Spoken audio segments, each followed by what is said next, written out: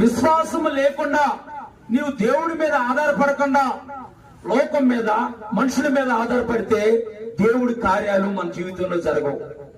ఇక్కడ దేవుడి యొక్క వాక్యం చెబుతుంది, ఏప్రిల్ రాసిన పత్రిక 11వ అధ్యాయము 6వ వచనంలో, విశ్వాసము లేకుండా దేవుడికి విష్టుడై ఉండటం అసాధ్యము.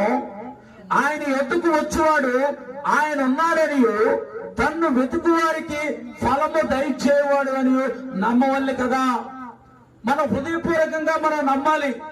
దేవాని సన్నిధానానికి వచ్చాను, ఈ రాత్రికాల సమయంలో ఎవరో చెప్పారు ఇక్కడికి వస్తే నా జీవితం బాగుపడిద్దని, ఇక్కడికి వస్తే నా కుమార్తెకు వివాహం జరిగిద్దని, ఇక్కడికి వస్తే నాకున్న అప్పులన్నీ తీరిపోతాయని, ఇక్కడికి వస్తే నా జీవితం కట్టబడిద్ది, నా భర్త పరిస్థితి మారిద్దని ఇక్కడికి వచ్చావేమో. దేవుడు ఈ రాత్రికాల సమయంలో నీవు దేవుని యందు విశ్వాసం ఉంచి ఆయన ఎత్తుకు వచ్చావు, ఆయన ఫలము దయ